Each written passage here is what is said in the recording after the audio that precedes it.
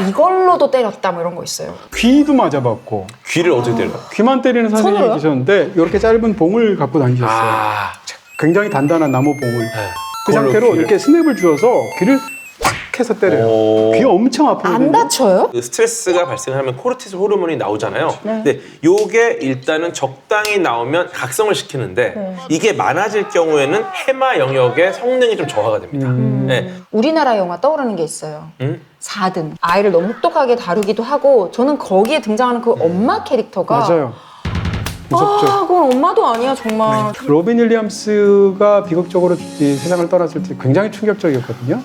왜냐하면 가장 안 그럴 것 같은 사람처럼 맞아요. 느껴지고 네. 언제나 우리를 웃게 해주고 즐겁게 네. 해주고 우리를 이렇게 투탁투탁하면서 이것은 너의 잘못이 아니야 라고 말해줄 것 같은 정말 사람인데 따뜻한 멘토 같은 느낌이죠. 그렇죠.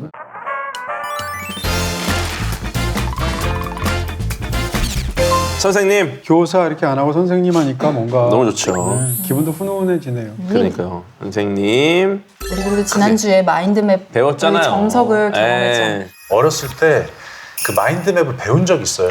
큰 거에서 작은 걸로 점점 뻗어나가죠. 맞아. 지금 이게 벌써 오징어 다리를 그냥 쭉 이렇게. 근데 유준열 씨 진짜 이거는 너무 표구하고 싶더라. 표구. 저 타고난 아티스트네요라고 했어요. 사람이 멋이 있어. 아니 우리 아직 지금 유준열 씨의 여운에서 헤어나지 못하고 있나 봐요. 마라톤을 한다는 것 자체가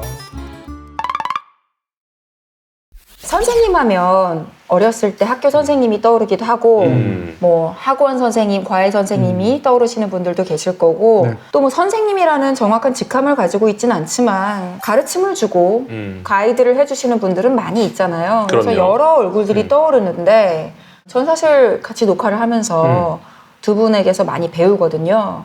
그래서 저한테는 친구이지만 또 선생님이기도 한 존재들이 아이고. 아닐까 싶어요. 저도 그렇습니다. 뭐 그냥 흔히 쓰는 말에 이제 3인행이면 필요하서라 이런 말도 있잖아요. 세 사람이 가면 반드시 내 스승이 있다, 선생님이 있다라는 건데 저희 딱 그런 구도이기도 하고. 저는 너무 배우는 게 많아서 네.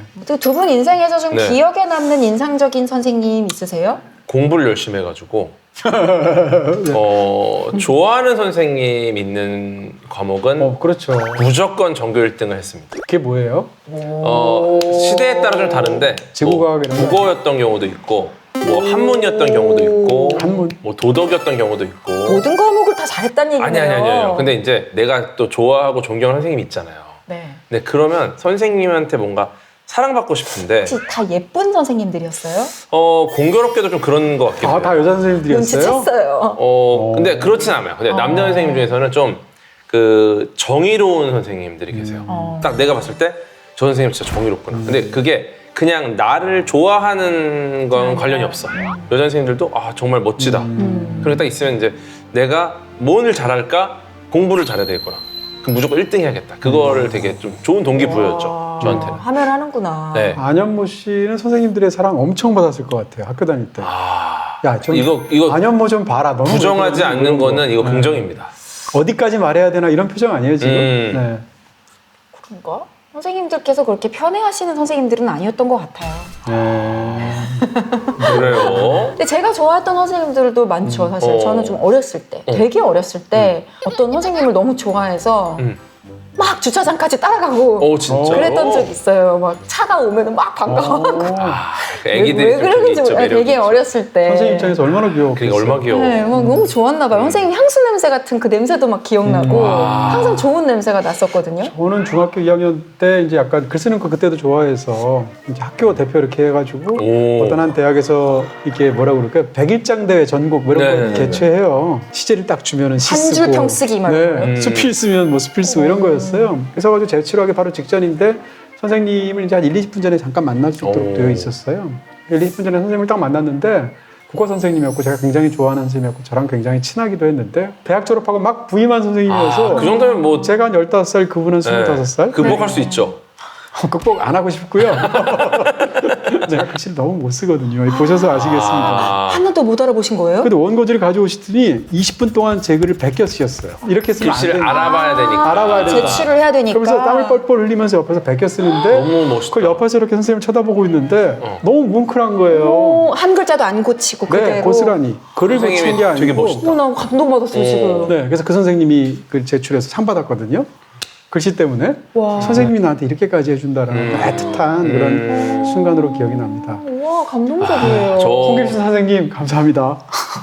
와, 근데 그래도 악필이 고쳐지진 않았네요. 사랑의 매를 들었어야 되는데 그래서 받아 적으셔갖고 결 고쳐지지 않았다. 저도 사실 감사하게도 이렇게 체벌을 많이 경험하고 자라진 않았지만 그 전까지만 해도 특히 뭐 남학생들한테는 체벌이 엄청 심했잖아요. 아니, 이걸 그때는 뭐. 체벌로 표현해야 되는가 싶을 정도로 그런 경험담 같은 거 인상적인 나쁜 선생님의 예도 있을까요? 제가 지난번에 무슨 주제로 할 때 제가 2분 안에 설명하겠다 이래가지고 막 서둘러서 말한 적이 있거든요.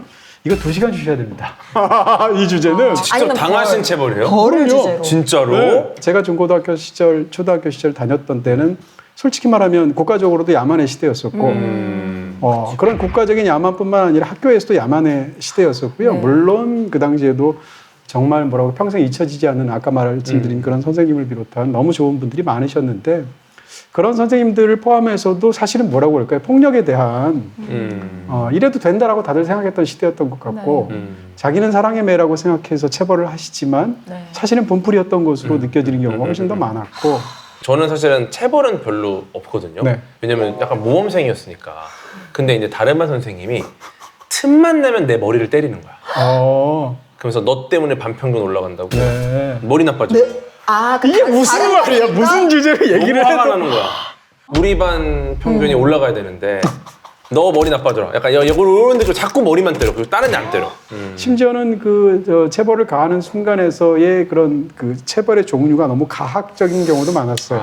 이걸로도 때렸다 뭐 이런 거 있어요. 귀도 맞아봤고 귀를 어떻게 때려? 귀만 때리는 선생님이 손으로요? 계셨는데 이렇게 짧은 봉을 갖고 다니셨어요. 아, 굉장히 단단한 나무 봉을. 그 그걸로 상태로 귀를. 이렇게 스냅을 쥐어서 귀를 탁 해서 때려요. 오. 귀가 엄청 아프거든요. 안 다쳐요? 이게 굉장히 끔찍한 게 뭔가 하면 맞는 사람은 너무 아프고요. 아, 그 귀 먹으면 어떡하라고요? 그러니까 아이들 입장에서는 또 고막이. 이게 웃기잖아요. 그러니까 이게 울려. 맞으면 이게 웃겨요? 바나나 껍질을 밟아서 넘어지면 너무 아플 수 있지만 본능적으로 웃게 되잖아. 이런 식으로 귀를 때리면 사람들에서 웃음이 터지는데 나는 아파 죽겠는 너무 거죠. 지옥- 나 듣기만 해도 너무 발바닥 때리는 잔인한데요? 선생님도 있었고요. 발바닥은 뭐 기본이었죠. 그다음에 선생님 중에 진짜. 어떤 분은 지금도 이해할 수 없는 분인데 오토바이를 타고 교무실을 등교하시는 분이 있는데 복도로 오토바이를 타요. 뭐 GTA예요? 교무실 1층에 있었거든요. 이거 웃기다. 이거는 이거 일곱 웃겨요. 퍼포먼스 아니에요? 한 7시 반쯤 되면 일찍 그 선생님. 진짜요? 와, GTA 실사판이다. 어느 동네에서 다니신 거야, 학교를? 서커스에서 볼 수 있는 거 아닙니까, 이거? 그 다음에 이제 수시로 체벌을 하고 있는 한두 명을 연대 책임을 물어서 전부 다 때리는 선생님이 있었는데 운동장에 집합해서 때리셨거든요.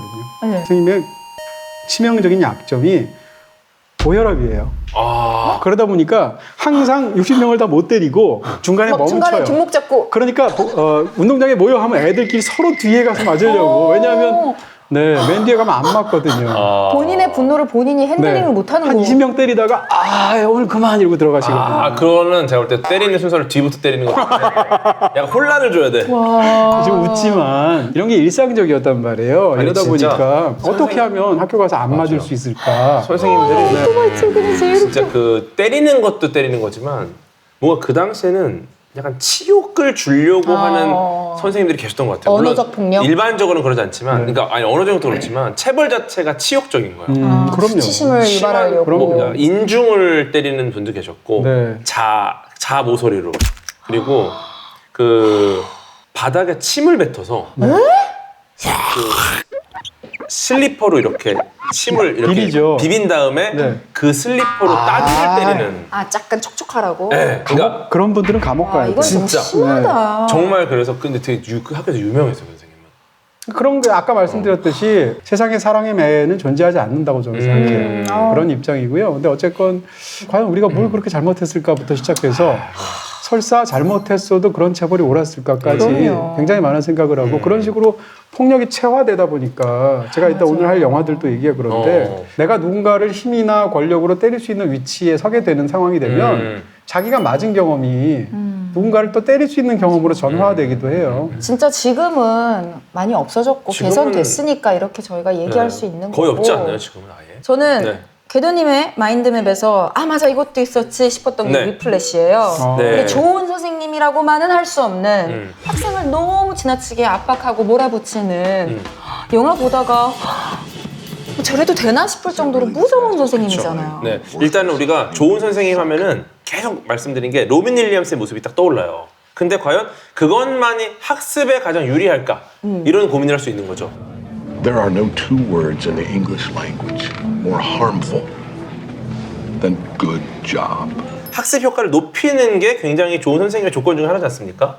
근데 과연 이 정말 좋은 선생님은 어떻게 가르칠까? 이런 고민을 해볼 수 있는데 지나침 압박, 과연 이게 학습 효과를 높이나? 라는 의문이 좀 들 거예요. 실제로 어느 정도의 압박은 효과가 있습니다.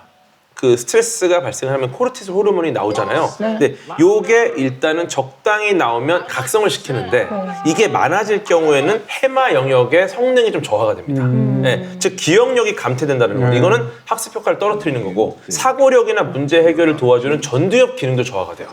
너무 많은 스트레스를 받으면 결국은 너무 강한 압박을 하면 안 된다라는 건데 근데 여기서 학생이 만약에 좀 자기 주도적인 어떤 목표를 갖고 있어요.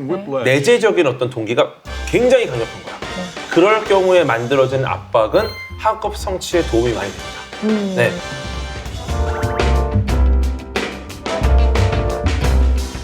우리는 그런 거 많이 하잖아요. 뭐 성적이 잘 안 나오면 때리고, 뭐 위플래시 같이 문제가 생기면 굉장히 호되게 아주 그냥 나 그 장면 그 심볼즈나 뭐 하나 던지서 난리잖아요. 그때 관객석에 앉아 있는데 날아오는 것만 우리도 스트레스 봤어요. 받아. 네.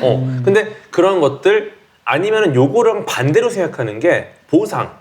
예를 들어 너 이번에 뭐 하면 내가 뭐 사줄게. 이게 반대되는 것 같지만 사실은 똑같은 외재적 압박 요인이에요. 이걸 통해서 뭔가 성취하게 되는 걸 하다 보면은 이제 외부에서의 어떤 그런 동기가 발생이 안 되면 학습 자체 효율이 떨어져 버립니다. 네. 그러니까 스스로가 만들어내는 압박. 네. 그거를 이끌어주는 게 굉장히 좋은 가르침이다. 이렇게 볼 수 있겠죠. 그 플래시 얘기 듣다 보니까 조금 전에 그 학습 효과 얘기하시는데 이렇게 얘기할 수 있어요. 그러니까 통계학에서 이제 평균 회귀랑 관련되어 있는 그 오류를 설명할 때 이렇게 설명하죠. 네. 시험을 못 봤을 때 얘한테 세게 체벌을 하거나 강하게 압박을 했을 때 효과와 시험을 잘 봤을 때 얘한테 막 칭찬해주고 보상해줬을 때의 효과를 한 비교를 하는 거예요. 그렇게 생각하면 사람들이 어떻게 생각하냐면 칭찬해주는 것보다 세게 체벌을 하거나 세게 압박을 하는 게 성적을 올리는데 훨씬 더 효과가 있다고 경험적으로 생각해요. 근데 왜 그럴까를 생각하면 너무 당연하거든요. 통계적으로 실제 보면. 그래요? 왜냐하면 어떤 아이가 예를 들면 일반적인 점수를 이렇게 비슷하게 받다가 유달리 시험을 못 봤다고 한번 생각해 보세요. 그럼 통계적으로 보면 다음 시험에서 얘는 이 못 본 시험보다는 잘 볼 확률이 훨씬 높겠죠. 그렇죠. 일반적으로는 네. 유달리 못 봤으니까. 그쵸. 근데 유달리 못 봤으니까 어떡하겠어요? 선생님이나 부모는 혼내겠죠. 세게 체벌을 하겠죠. 그럼 얘는 자연적으로 성적이 올라가게 돼 있는데 원래대로 돌아가는 건데. 네, 마치 압박을 해서 올라가는 것처럼 보이겠죠. 반대로 어떤 애가 계속 비슷한 점수를 받다가 굉장히 높은 점수를 받았다고 쳐보세요. 그럼 네. 와, 우리 아들이 이렇게 공부를 잘했네? 해가지고 막 예를 들어서 아이폰을 사줬단 말이에요. 네. 다음에 시험에 어떻게 될까? 내려오겠죠. 당연히 떨어지겠죠. 통계적으로 보면. 밑에가 룸이 더 많으니까. 그러니까 올라갔기 때문에 평균 네. 회귀를 하기 때문에. 와. 그렇죠. 그런 그렇네요. 측면에서 본다면 당연히 시험 떨어진 애는 그냥 내버려둬도 올라가고요. 통계적으로 보면 그렇네요. 당연히 시험을 너무 잘 본 애는 아무리 칭찬을 해줘도 떨어지도록 되어 있다는 말이에요. 그런 측면에서 보면 이걸 이제 통계적으로 설명을 한다는 이건 거예요. 통계적인 거죠. 어떻게 근데 이런 보면. 것을 생각하지 않고 그냥 생각하면 역시 체벌하는 게 옳았어 라고 생각하게 된단 말이에요. 그러니까 오르막길 올라가는 사람 때려서 올라가는 거 봐라 이러고 내려막길 내려가 때리면서 너 왜 내려가 때리는데 이런 거죠. 근데 위플래시가 한국에서 개봉했을 때 굉장히 성공했고요. 많은 사람들이 그 영화를 어떻게 받아들였냐면 역시 J.K. 시몬스가 연기했던 플래처스 교사는 정말 훌륭한 교사다. 학생이 원하는 대로 완전히 최고위까지 올려놨다. 뭐 이런 식의 해서 네. 어떻게 생각하면 이 체벌의 이 효과를 강조하는 영화처럼 영화의 메시지랑은 좀 잘못 해석을 한 것 같긴 한데. 저도 그렇게 생각이 그죠? 드는데 근데 받아들이기 나름이니까요. 저는 반대로 생각하는 거거든요. 제가 볼 때는 한 명의 사이코패스가 또 다른 사이코패스를 탄생시키는 얘기처럼 보이거든요. 그렇죠.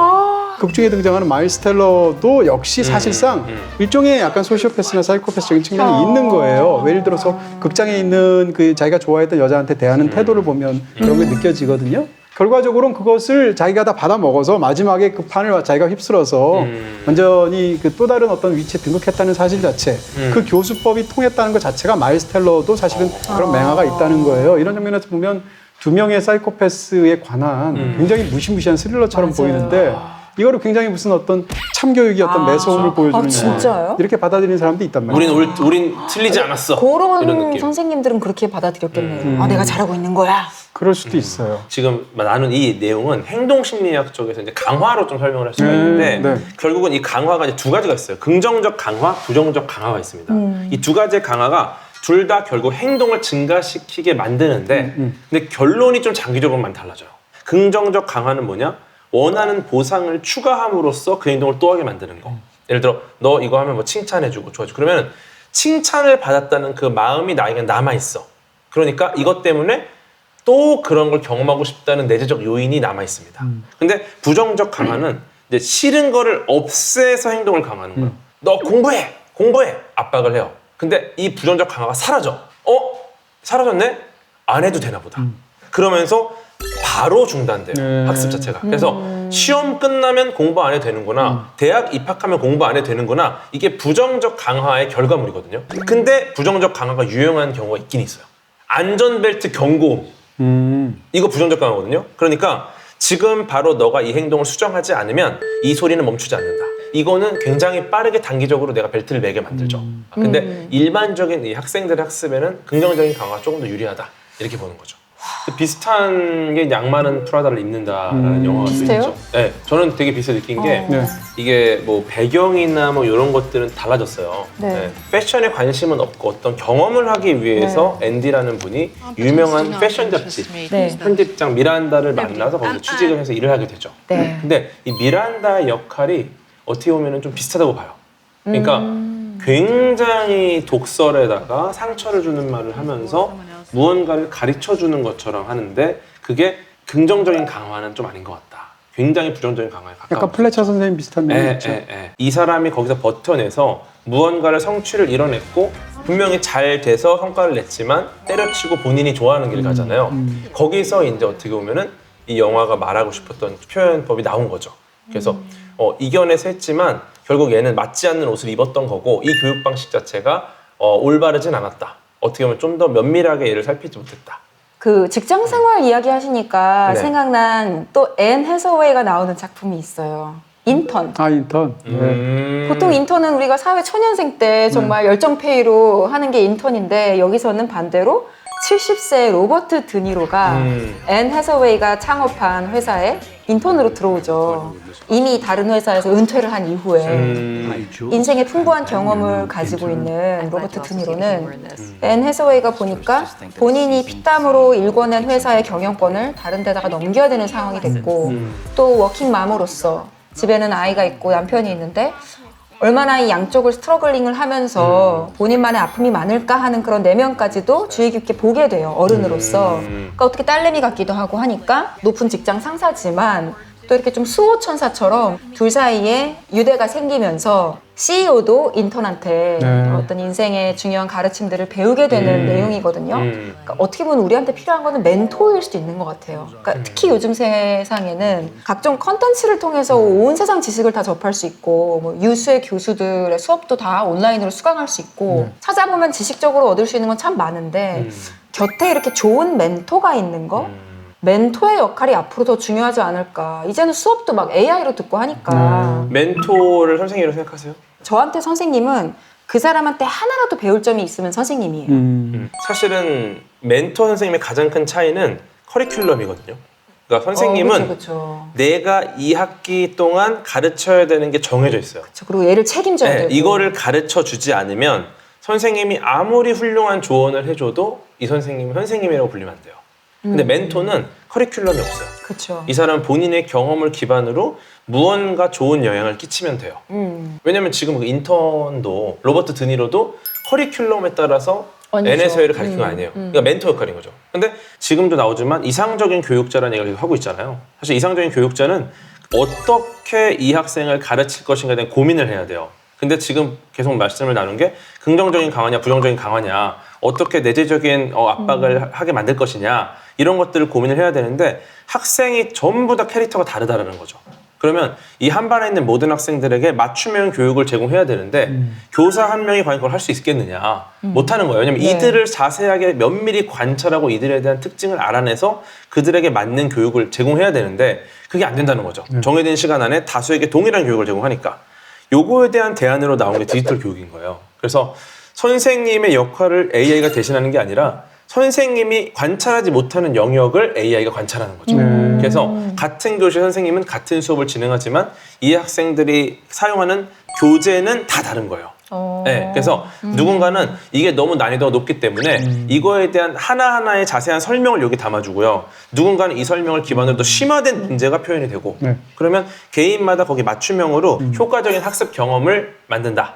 그게 이제 디지털 교육인데 물론 이것도 지금 우리나라의 교육 시스템이 너무 빠르게 바뀌고 있기 때문에 과연 이제 원하는 방향으로 갈 수 있을까 그런 고민은 있죠. 그런 측면에서 그 뭐 과학 유튜브 채널이 많이 있습니다. 근데 과학 쿠키라는 채널이 있어요. 요거는 네. 이제 과학을 쿠키처럼 정말 쉽게 먹자 이런 취지인데 한입 깨물자. 네, 실제로 선생님을 하던 분이 이제 네. 유튜버가 되셔서 본인이 원래 하고자 했던 그런 교육 방식들을 이제 콘텐츠로 만들기 시작을 했고 실제로 많은 학교가 과학쿠키 채널의 영상들을 교육자료로 많이 사용을 합니다. 그래서 이런 것이 필요하다 그러면은 유튜브에 있는 많은 콘텐츠들을 선생님들이 활용하시면 되게 좋을 것 같아요. 네, 왜냐면 너무 많은 학생들이 있고 너무 많은 콘텐츠들이 필요한데 그걸 선생님들이 다 만들어내지 못하기 때문에 그쵸. 그것을 좀 유튜브 같은 다른 플랫폼의 도움을 받아서 다른 전문가들이 만들어 놓은 영상을 좀 이용하면 좋겠다. 그런 취지에서 네, 과학쿠키 유튜브 채널도 추천을 좀 드리겠습니다. 윗플래시에서 나온 그 플래처 선생님 같이 지나치게 막 몰아치는 학생을 괴롭히는 선생님으로 우리나라 영화 떠오르는 게 있어요. 4등. 4등. 그 선생님이 이제 아이를 너무 혹독하게 다루기도 하고 저는 거기에 등장하는 그 엄마 캐릭터가 맞아요. 무섭죠. 아, 그건 엄마도 아니야 정말. 저는 엄마가 더 미웠어요 선생님보다. 그럴 수도 친자식한테 너무 혹독하잖아요. 그 영화에서 보면 그런 생각이 들어요. 폭력이 어떻게 대물림되고 그것을 당연시하게 되는지 나쁜 교육이 얼마나 사람을 망가뜨리는지를 보여준다고 볼 수도 있을 텐데 이 아이가 이제 물에서 노는 걸 좋아하고 수영하는 걸 좋아하는데 대회만 나가면 4등을 하는 거예요.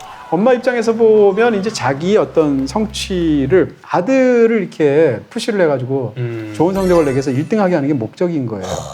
수영 코치가 이 초등학생인 아이를 때려서까지 성적을 올리려고 하는데 그 얘기를 듣고 나서 엄마는 분개하는데 분개하는 이유가 나는 선생님이 너를 때려서 화가 나는 게 아니라 4등밖에 못하는 게 더 화가 나 이런 얘기를 해요.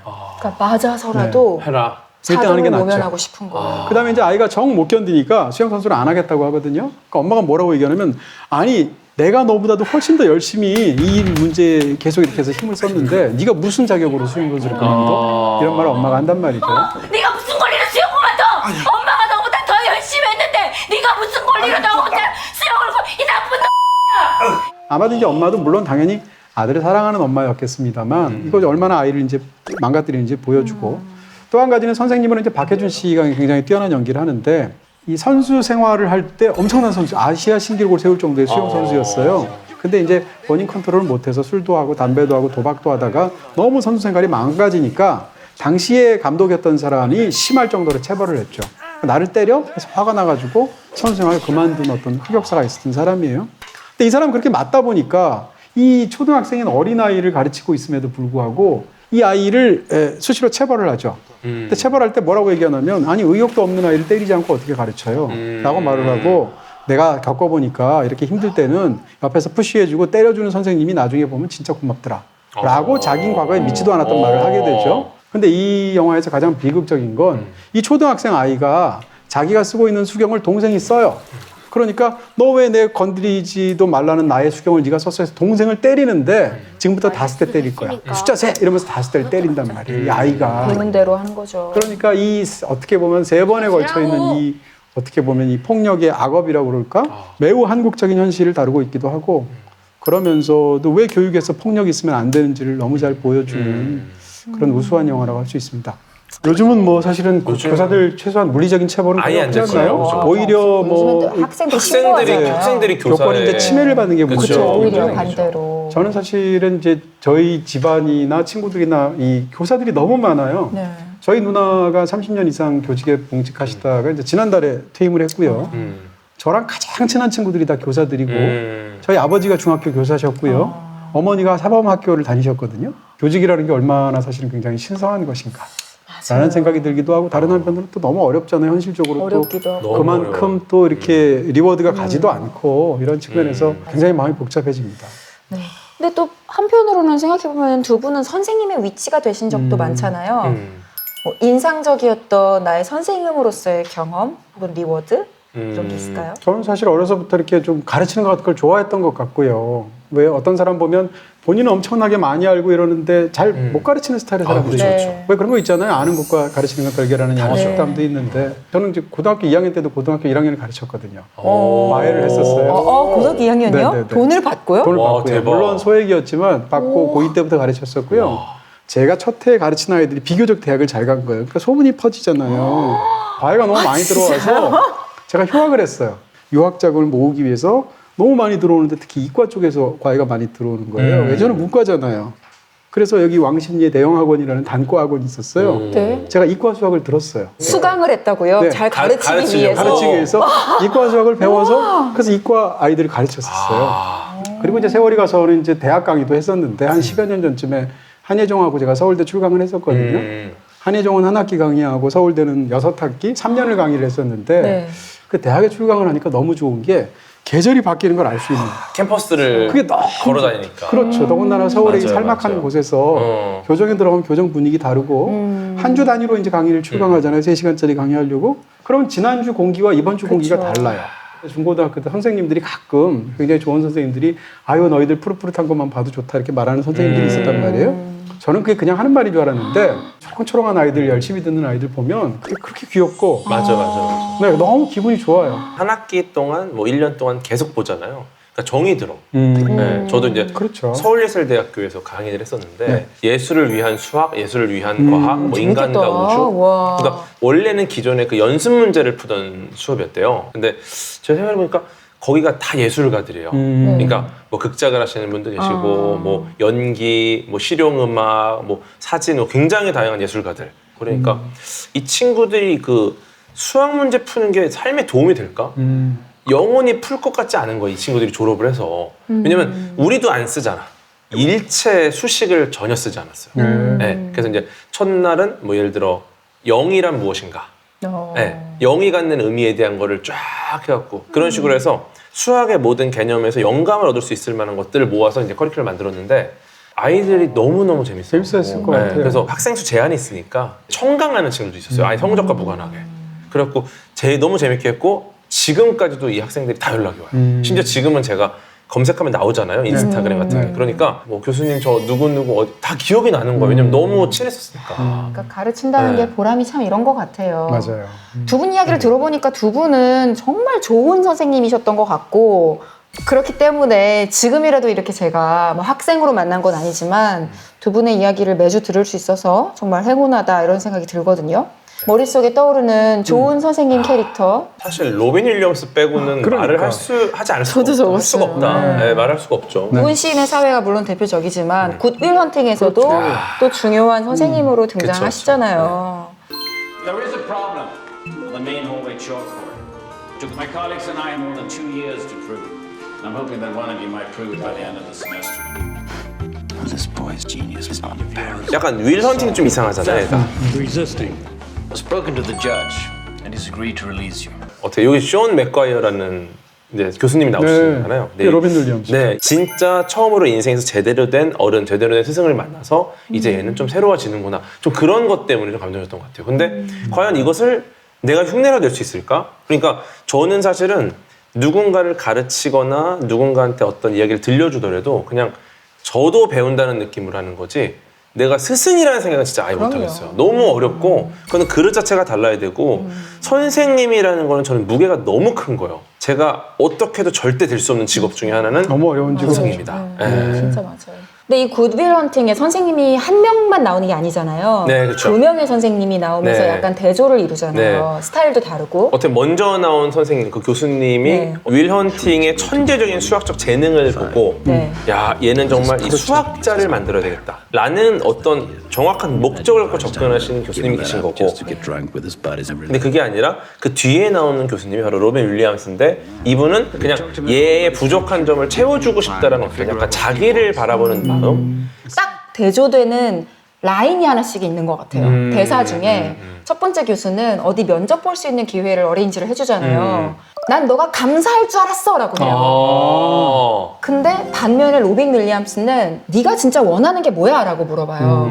본인이 원한 적도 없는 걸 내가 그려놓은 설계도대로 얘를 이끌어가려고 한 거니까 내 틀 안에 껴 넣으려고 한 자기의 거죠. 욕망을 거기다 투영을 한 거고. 근데 결국은 첫 번째 선생님께는 마음을 열지 못했죠. 네, 그렇죠. 두 번째 선생님께 마음이 열린 거고, 네, 그러면서 이제 변화가 시작되잖아요. 그런 걸 보면은 아, 이게 우리도 경험하잖아요. 선생님들이 그 공부 잘해서 나를 좋아하는구나라는 선생님이 있어요. 얘가 좋은 대학에 가면 이게 선생님들 성과잖아요. 근데 그게 느껴지는 분들이 계세요. 네. 성과로 접근하는. 예를 들어 저희 때는 어떤 게 있었냐면은 그 막 성적이 나와요. 네. 그러면은 야, 너가 여기를 가는 게 낫다. 적성보다도. 네. 그런데 이제 반대로 이 친구가 예를 들어 어디 의대를 갈 수 있는 성적이야. 근데 얘의 꿈이 학교 선생님이에요. 근데 이걸 사실 선생님 입장에서는 의예과를 보내는 게 훨씬 위대한 성과거든. 근데 이 얘기 너무 슬프지 않아요? 네. 근데 그거를 평생을 선생님이 좌우하게 될 일인데. 학생 이야기를 듣고 그럼 너는 너의 꿈을 쫓아라. 네가 적성에 안 맞는 걸 하지 말아라. 근데 이렇게 지도하는 선생님이 있고. 굿윌 헌팅 보면 그러니까 이제 우리가 누군가에게 공감을 할 때 위치에 관한 부분이 있는데 두 사람이 둘 다 하류층 출신이라던가 심지어는 이제 두 사람이 공감대를 눈높이를 맞춰서 선생님조차도 아버지로부터 학대받은 이야기 하게 되잖아요. 근데 그 영화가 굉장히 훌륭한 게 너뿐만 아니라 네가 어렸을 때 파양되고 학대받은 것처럼 나도 아버지로부터 학대받았다는 얘기를 하게 될 때 그때 약간 플래시백 같은 장면이 영화에 나와요. 아들을 때리기 위해서인가? 그래서 계단을 올라가는 어떤 남자의 모습 같은 것이 뿌옇게 나오거든요. 근데 흥미로운 것은 그게 윌 헌팅의 아버지인지 션의 아버지인지가 안 나와요. 왜냐하면 둘 다 비슷한 경험을 공유하고 있잖아요. 그런 측면에서 두 사람이 위치를 맞춰준 다음에 굉장히 유명한 It's not your fault라는 유명한 장면이 있잖아요. 그렇게 되면서 이제 제대로 공감을 하게 되는 건데 역사 같은 그 지식들도 엄청나게 많이 알고 있잖아요. 다 알아, 다 거기에 알아. 대해서 만약에 지금 너한테 미켈란젤로에 대해서 질문을 하게 되면 너는 당대의 어떤 그런 역사적인 맥락과 미켈란젤로의 어떤 성취향까지 아마 다 얘기해 주겠지. 근데 너는 시스티나 성당에 들어가면 어떤 냄새가 나는지는 모를 거야. 이런 얘기 하잖아요. 그런 데가 있어요. 굉장히 유명한. 그리고 나서 무슨 뭐 사랑하는 사람하고 함께 아침에 깼을 때의 느낌이 어떤 거지 너는 전혀 모를 걸 이렇게 얘기하는 측면이 있는데 진짜 모르거든요. 거기서 이제 선생님과 제자 사이에서 정말로 지시해 줘야 될 게 무엇인지를 사실은. 근데 저는 이제 굿윌 헌팅이 떠올리면 굉장히 처연하게 느끼고 슬프게 느껴져요. 그 영화 주제가가 아마 아카데미 주제가상을 받았는지 안 받았는지 어쨌든 후보에는 올랐는데 엘리엇 스미스라는 포크 가수 있거든요. 근데 굉장히 비극적으로 스스로 목숨을 끊어 세상을 떠났단 말이에요. 그리고 로빈 윌리엄스도 그렇잖아요. 그쵸. 로빈 윌리엄스가 비극적으로 세상을 떠났을 때 굉장히 충격적이었거든요. 왜냐하면 가장 안 그럴 것 같은 사람처럼 느껴지고 언제나 우리를 웃게 해주고 즐겁게 해주고 우리를 이렇게 투탁투탁하면서 이것은 너의 잘못이 아니야 라고 말해줄 것 같은 사람인데 정말 따뜻한 멘토 같은 느낌이죠. 그렇죠. 근데 그런 사람이 그렇게 맑고 낙천적인 미소 뒤에 그런 고통이 있었다는 거잖아요. 로빈 윌리엄스가 나왔던 영화들은 어떤 배우를 넣어도 안 맞아요. 안 맞지. 그냥 딱 로빈 윌리엄스만이 이걸 할 수 있어. 근데 그럼 앞으로 이제 그런 영화를 우리는 못 보는구나라는 생각이 드니까 너무 마음이 아프더라고요. 그리고 어떻게 보면 지식을 전달하는 사람이 좋은 선생님이 아니라 정말 상대에게 맞는 방향으로 더 적절한 방향으로 이끌어주는 멘토 같은 역할이 진짜 중요한 선생님의 어렵죠. 역할이구나 그쵸. 하는 걸 알려주죠. 근데 그 로빈 윌리엄스의 젊은 시절 정말 한 30대 정도밖에 안 됐을 때에 죽은 그거보다 시인의 먼저 나온 영화가 죽은 시인의 사회잖아요. 그렇죠, 그렇죠. 선생님 얘기로는 더 유명하죠. 그때 로빈 윌리엄스가 38살이었어요. 그러니까 굉장히 젊은 시절이죠. 네. 그 당시에 로빈 윌리엄스가 이혼했을 때예요. 그런 상황에서 개인적으로는. 그래서 또 그것이 금전적으로 문제가 생겨가지고 뭐 예를 들면 위자료도 줘야 되고 이런 상황 때문에 굉장히 어려운 상황에서 너무너무 힘든 고통스러운 기간을 통과하고 있었어요. 근데 촬영장에 나가면 모든 사람들의 편안한 멘토 역할을 해야 돼.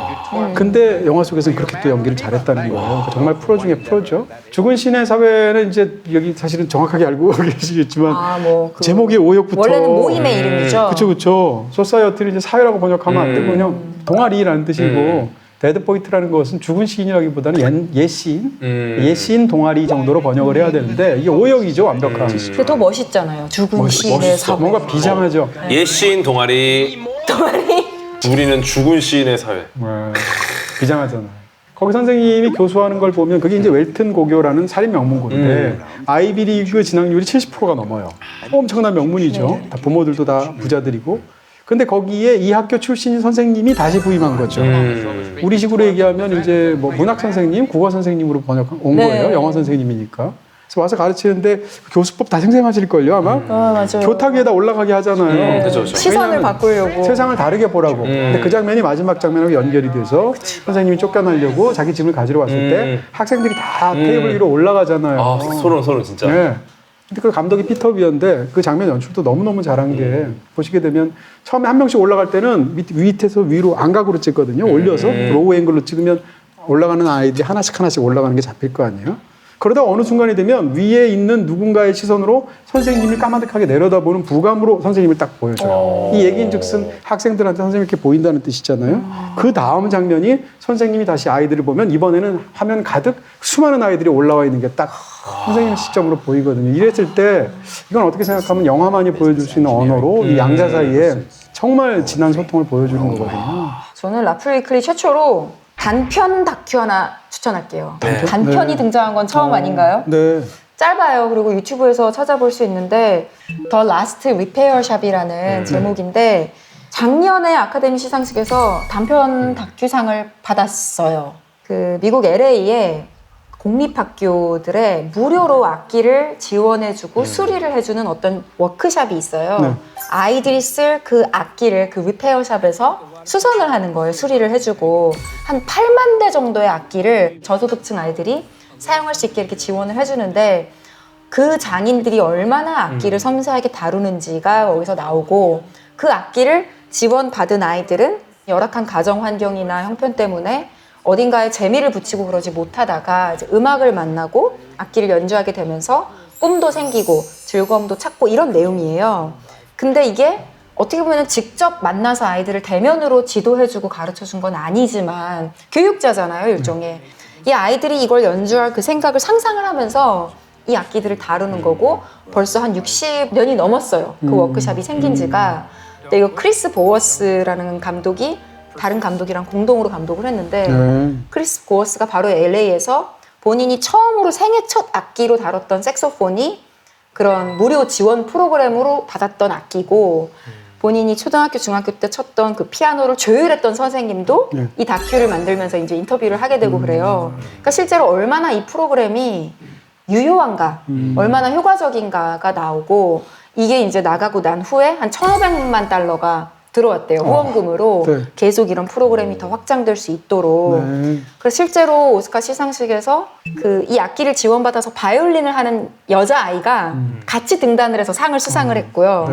이 크리스 보워스 감독은 와일드 로봇의 음악 감독이었거든요. 아, 그래요? 네, 음악인인 거예요, 어떻게 보면. 그러니까 본인의 어떤 오케스트라와의 그런 경험을 통해서 이런 다큐도 만든 건데 교육이라는 게 그런 거에 접근할 수 없는 또 학생들이 굉장히 많잖아요. 이런 프로그램이 얼마나 한 아이의 인생을 바꿔놓을 수 있는지를 느낄 수 있는 훈훈한 다큐고 짧게 볼 수 있어요.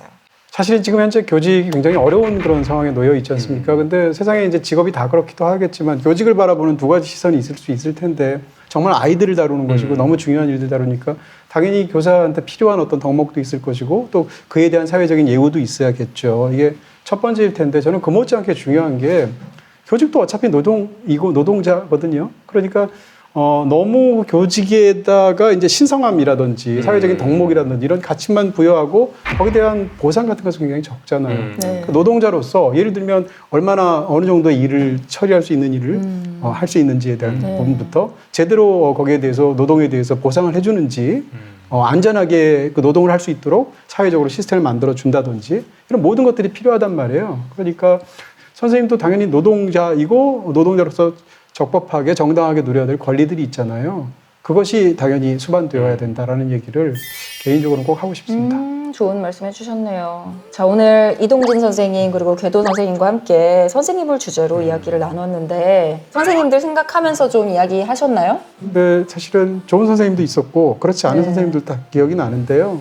어떤 선생님이든 저한테는 영향이 엄청나게 컸었던 것 같아요. 그런 측면에서도 정말로 선생님이라는 직업이 갖고 있는 얼마나 중요성 같은 것은 사회적으로든 아니면 노동으로든 다시 한번 느낄 수 있는 그런 시간이 아니었나 저한테는 그렇습니다. 부정적인 말 중에 그런 게 있어요. 네가 뭔데 날 가르치려 드냐.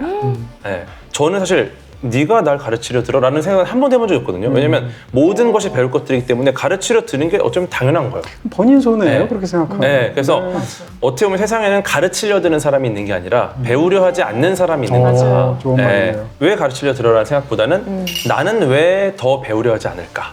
라는 고민을 좀 해보면 어떻게 보면 우리 모두가 주변의 많은 것들로부터 선생님을 찾을 수 있지 않을까? 이런 생각을 해봅니다. 한 분야에서는 가르치더라도 다른 모든 분야에서는 배워야 되죠. 그럼요. 자기가 아무리 전문가라고 네, 해도 맞아요. 그렇게 생각하면. 선생님도 중요하지만 학생의 역할도 중요하다라는 걸 느낄 수 있는 것 같아요. 네. 오늘 저희가 정말 마인드맵만 봐도 적어놓고 다루지 못한 선생님 관련 콘텐츠들이 아주 많거든요. 여러분께서 또 생각나는 콘텐츠가 있으시다면 댓글창에 남겨주시면 감사하겠습니다. 그리고 라이프 플러스 트라이브 앱 다운받으시면 이 선생님, 괴 선생님 그리고 저의 히든 콘텐츠도 볼 수 있으니까 다운로드 받아주시고요. 라이프 플러스 TV 좋아요, 구독, 알림 설정 해주시면 감사하겠습니다. 다음 주에 더 놀랍고 재미난 콘텐츠로 찾아올게요. 감사합니다. 고맙습니다. 고맙습니다. 팀장님께서 게스트로 나오셨어요. 우리 동갑입니다. 이렇게. 예. 담임 선생님 소외되는데? 액면가로 동갑이에요. 제가 거짓말만 아니었으면 믿을 텐데. 선생님도 거짓말을 하셨었죠? 솔직히 얘기하면 아기들이 사진이 남들이 볼 때 그렇게 안 이뻐요. 이를 악물고 예쁘다고 말해요. 기세로 가는 거야. 리액션만 잘하면 돼. 피노키오의 코가 길어지는 건 네. 어떠한 과학적 원리가 있는 거예요? 얼굴이라는 것은 사실상 음경과 같다 이런 말 한 적이 있어요. 저는 코가 좀 크죠? 좀 큽니다. 네. 뭐가 커대? 코가. 알겠습니다. 수준하죠. 나는 사실 사람들이 생각하는 것만큼 궤도랑 친하지 않다. 진짜 아파요? 하나도 안 친하면